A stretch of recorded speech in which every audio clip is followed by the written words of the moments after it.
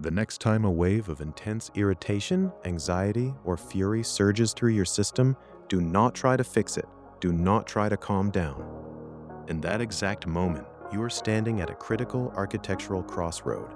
You can either react mechanically, as you have done 1,000 times before, or you can use the precision tools of the masters to dismantle the illusion of the suffering entirely.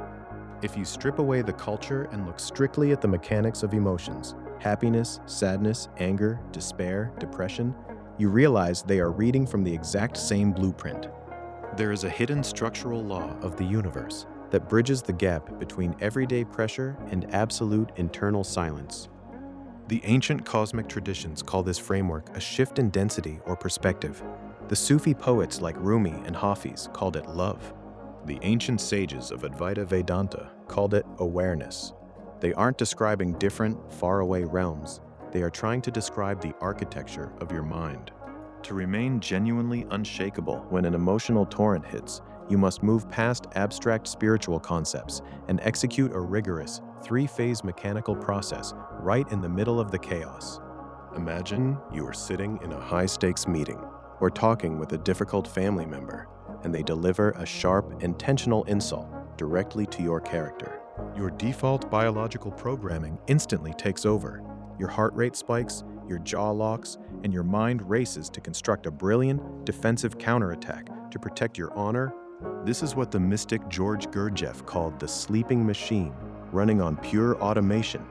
Gurdjieff famously ran an esoteric school in France, where he used intentional friction to rub against the raw edges of his students' egos. He even paid an incredibly difficult, abrasive man a massive monthly salary just to stay at the school and torment the community. Why? Because he understood a foundational law of consciousness.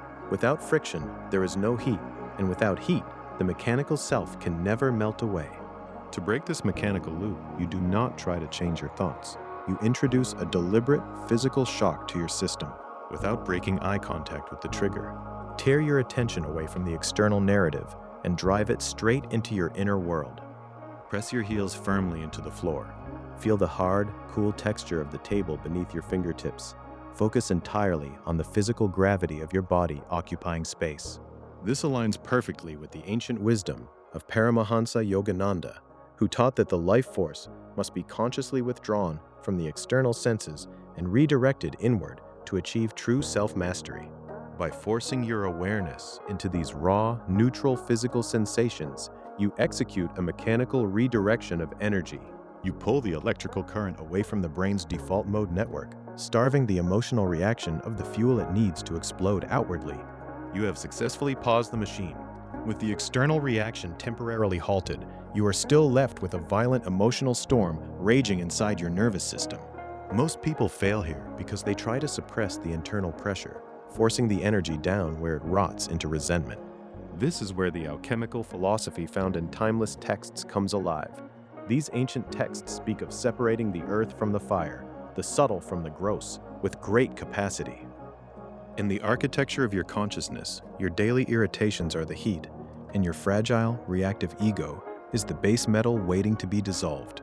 Instead of running, you apply the optimization techniques of sages. You strip away every single mental label. Look directly at the internal chaos, but completely delete the words anger, anxiety, or unfairness from your vocabulary.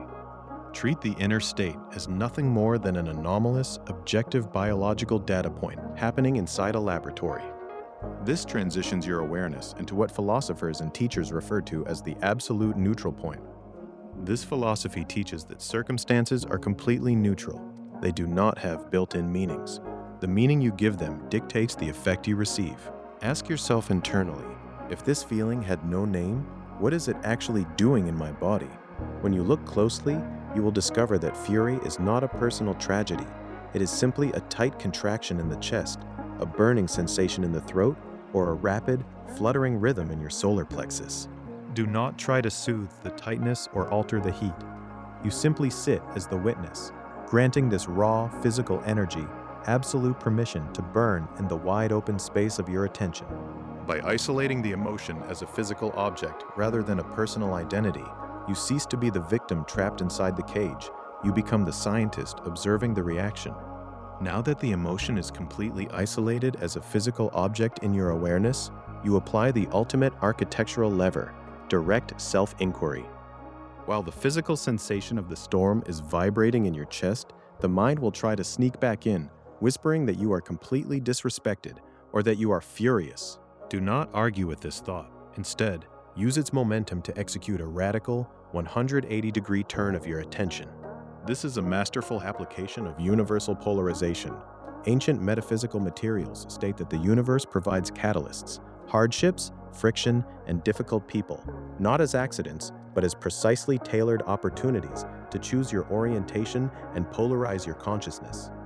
Split your consciousness by asking a precise, mechanical question. To whom is this condition happening? The mind will instantly respond, to me.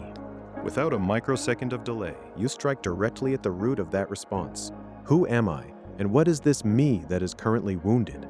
This question is not an intellectual riddle to be answered with more words. It is a laser-focused directional instruction for your awareness. You are turning the flashlight of attention back onto the one holding the flashlight. When you look deeply inward to find the exact solid entity called me that is supposedly offended, a startling discovery occurs. You cannot find it. You will find the tight chest and you will find the floating thoughts. But the wounded ego, the solid victim you thought you were protecting, is entirely absent. It is a ghost that only exists when you aren't looking at it directly.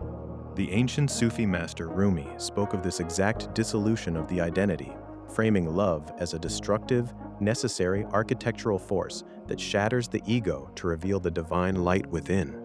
Rumi wrote that the wound is where the light enters. The trauma and broken expectations are precisely what dismantle the false ego scaffolding, so that true, unconditioned awareness can finally breathe. By moving through this precise, three-part sequence, your relationship to reality changes permanently. You stop begging the world to clear the traffic, fix your boss, or accommodate your fragile personal preferences just so you can feel peaceful.